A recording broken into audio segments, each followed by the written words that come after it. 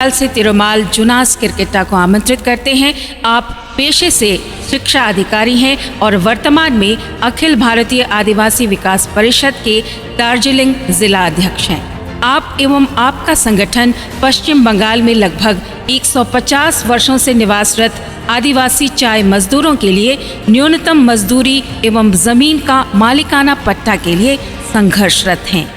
आप देख रहे हैं किस तरह से आज मैं इस हरियाली चाय बागान के बीच में ही खड़े होकर आप लोगों के समक्ष अपनी बातें रखने की कोशिश कर रहा हूं। आप देख रहे हैं कितनी सुंदर हरियाली चाय बागान है। इसे देखकर ऐसा लगता है जिस तरह से प्राकृतिक सुंदरता हरियाली मनमोहक दिखती है, सुनाई देता है, शायद यहाँ बसे आदिवासियों की ज़िंदगी भी इतनी हरियाली होगी। लेकिन मैं आप लोगों के समक्ष बताना चाहूँगा, जितनी ये हरियाली चाय बागान की धरती दिख रही है, उतनी ही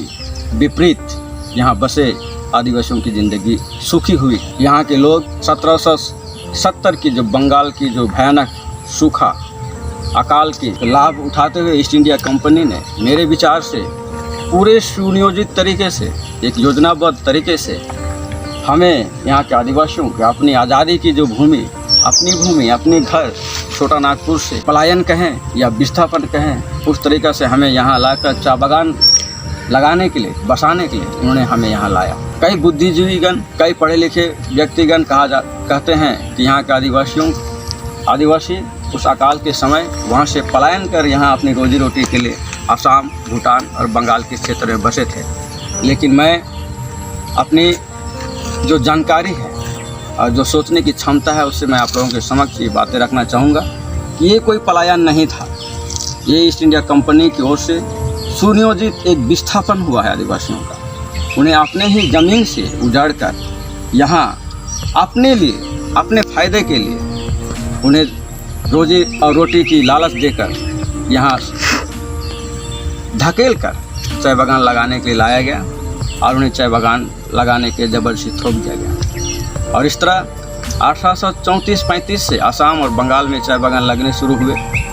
और आज की तारीख में 1834-35 से लेकर आज की तारीख में असम में लगभग 765 चाय बागान बना हुआ है और हमारे बंगाल में 280-83 से भी 300 तक चाय बागान बसा हुआ है। इतने बड़े भूभाग में, इतने बड़े क्षेत्र में हमारे आदिवासी हज़ारों की संख्या में, जब हमारे यहाँ के आदिवासी चाय बागान से, यहाँ की ज़िंदगी से विमुख होकर अपने राज्य, अपने देश, अपने ज़मीन, अपने घर वापस जाना चाहते थे, तो आप सभी जानते होंगे तब की ईस्ट इंडिया कंपनी ने 1859 में द इनलैंड इमिग्रेशन एक्ट लाकर यहाँ के लोगों को वापस जाने का अधिकार छीन लिया गया। अगर किसी को जाना होगा तो इस एक्ट के तहत में उन्हें उस कंपनी से परमिशन लेनी होगी। और जहाँ तक जानकारी में है, शायद ही किसी को ये आज़ादी या परमिशन दिया गया जिससे कि वापस जा सके। और इस कानून की बाध्यता के कारण हमारे लोग वापस नहीं गए, उन्हें यहाँ बसने के लिए विवश कर दिया गया और वो बस गए। वे इन्हें अपनी धरती, क्योंकि वे आदिवासी हैं, हम आदिवासी हैं, हमारे लोग जहाँ जाते हैं उस ज़मीन को अपना बना लेते हैं। वे इस देश को ही अपना मानते हुए यहाँ बसने लगे और बस गए। दिन बीतते गए, साल बीतते गए, वर्षों बीतते गए। आखिर एक दिन हमारे देश के लिए एक अच्छा दिन आया, 15 अगस्त 1947 आज़ादी का दिन। सारा देश इस आज़ादी के दिन में झूम उठा। सारा देश लगा कि अब तो हम आज़ादी की सांस लेंगे, अपनी ज़मीन होगी, अपनी घर होगी, अपना संपत्ति होगा, अपना जीवन होगा। लेकिन उनके इसके विपरीत ही मैं अपने जिम्मेदारी के साथ कहना चाहूँगा, चाय बागान के आसाम हो या हमारे बंगाल के आदिवासी जो उस वक्त यहाँ बसे हुए, देश आज़ाद होने के बाद आज़ाद भारत के गुलाम किस तरह ज़मीन जो उनके पास जंगल तोड़कर जो ज़मीन बनाए थे, चाय बागान लगाए थे, उसके अलावा चाय बागान लगाने के अलावा भी वे ज़मीन जंगल से साफ कर अपनी रोजी रोटी जीविका को बेहतर बनाने के लिए वे खेती योग्य ज़मीन बनाए थे। अपने घर बसने के लिए, गांव बसने के लिए सुयोग्य ज़मीन तैयार किए थे और वो गांव के रूप में बस गए थे और वो खेती ज़मीन भी तैयार किए थे। ये सारा ज़मीन, खेती ज़मीन, अपना घर बसा ज़मीन ईस्ट इंडिया कंपनी के चले जाने के बाद ये भारत सरकार को सौंप दिया गया और ये ज़मीन सरकार ने भारतीय कंपनी को लीज के रूप में आज के तारीख में महज 30 रुपया वार्षिक भाड़े पर लीज में दे दिया गया। और ये ज़मीन या चाय बागान या कंपनी सिर्फ उनको लीज में नहीं दिया गया, यूँ कहें यहाँ के आदिवासियों की ज़िंदगी को ही लीज में दे दिया गया है, क्योंकि उन्हें यहाँ अपने तरीके से जीने की, अपने तरीके से विकास करने की आज़ादी नहीं रहा है। यहाँ लोगों को रिझाने के लिए आज़ादी के बाद, आज़ादी से पहले भी 1926 में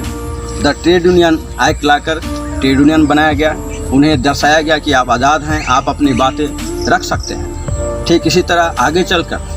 1951 में द प्लांटेशन लेबर एक्ट लाया गया, जिसके तहत उनके सुविधाओं के लिए, उनकी व्यवस्थाओं को देख कर के इस तरह से कानून लाया गया। सिर्फ ये यहाँ के लोगों को रिझाने के लाया गया, क्योंकि इस दोनों व्यवस्था से हमारे लोगों को कोई लाभ नहीं मिला, और ये उनकी गुलामी को और बढ़ाने में इस कानून का आधार मिला। और लोग आज भी हमारे लोग गुलाम इसलिए हम कह रहे हैं, क्योंकि यहाँ के लोगों को जो अपने पीढ़ी दर 5 पीढ़ियों के से बसे अपनी ज़मीन को अपना ज़मीन कहने का अधिकार नहीं है। उनके पास अपना घर नहीं है, उनका खेती ज़मीन नहीं है, खेती हम दूर कहें, उनका रहने का ही ज़मीन नहीं है। इसे सुनियोजित तरीक़ा से ज़मीन उनका छीन लिया गया है। आज शिक्षित होने के बाद आसाम कहें या हमारा बंगाल कहें, लगातार अपनी आज़ादी के लिए, पूर्ण आज़ादी ज़मीन के लिए संघर्ष कर रहे हैं, लड़ाई लड़ रहे हैं। इनके पास आज़ाद देश कहने के लिए तो वोटर कार्ड है, आधार कार्ड है, राशन कार्ड है, बिजली का कनेक्शन तक है। लेकिन बढ़ते परिवार में अगर कोई परिवार, कोई आदिवासी परिवार चाय बागान क्षेत्र में एक अलग से कमरा बनाना चाहे अपनी बेटी के लिए, अपने बहू के लिए, अपने बेटे के लिए, तो उन्हें इसकी आज़ादी नहीं है। उन्हें उस तत्कालीन ईस्ट इंडिया कंपनी की तरह ही वर्तमान कंपनी के मैनेजमेंट से एनओसी या परमिशन लेना पड़ता है, जो बहुधा नहीं मिलती है। और इस तरह वे बहुत ही छोटे कमरे में हमारे लोग जानवर की तरह पूरा परिवार रहने के लिए विवश, और वे ईस्ट इंडिया कंपनी की ही क्वार्टर में रहने के लिए विवश रखा गया है। जिस तरह आज़ादी के बाद जब संविधान बनी, हमें आदिवासी शब्द से, आदिवासियत से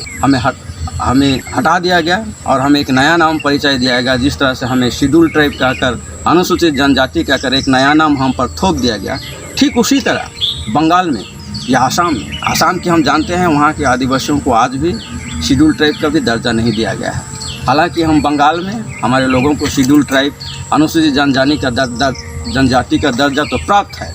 फिर भी यहाँ एक नए नाम देकर बंगाल में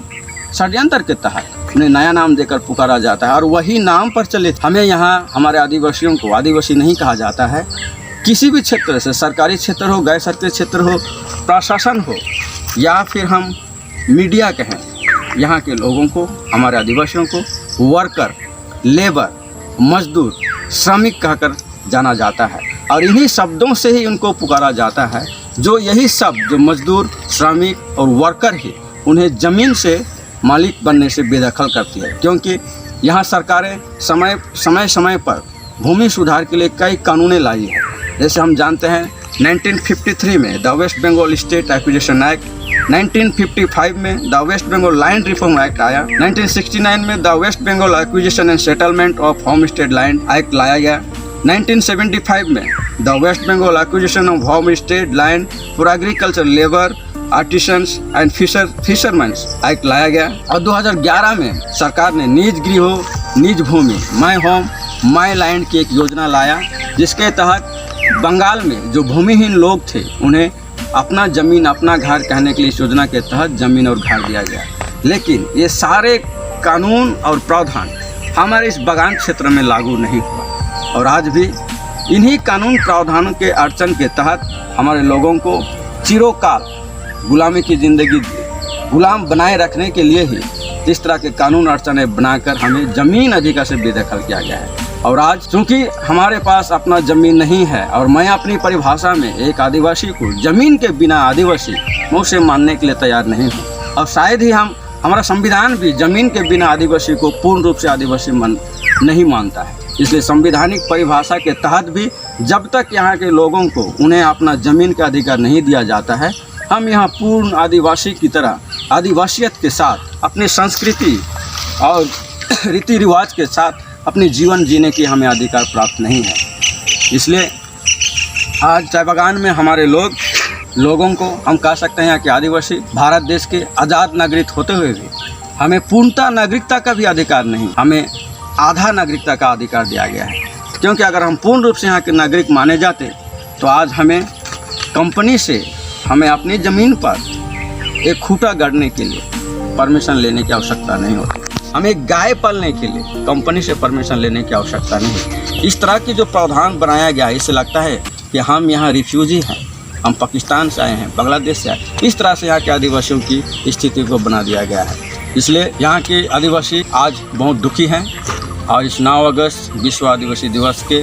इस दिन के उपलक्ष्य में यूएनओ जो हमारे आदिवासियों को अपनी आवाज़, अपनी पीड़ा और अपनी बातें दुनिया के समक्ष रखने की आज़ादी दी है, उसी दिन के हम लाभ उठाते हुए आज इस दिन के उपलक्ष्य में मैं पूरे भारत देश के आदिवासियों के समक्ष, पूरे बंगाल के आदिवासियों की ओर से आप लोगों को फिर से एक बार 9 अगस्त विश्व आदिवासी दिवस की हार्दिक शुभकामनाएं और बधाई देते हुए मैं चाहूँगा कि आप हमारी बातों को समझें, यहाँ के लोगों को पीड़ा को समझें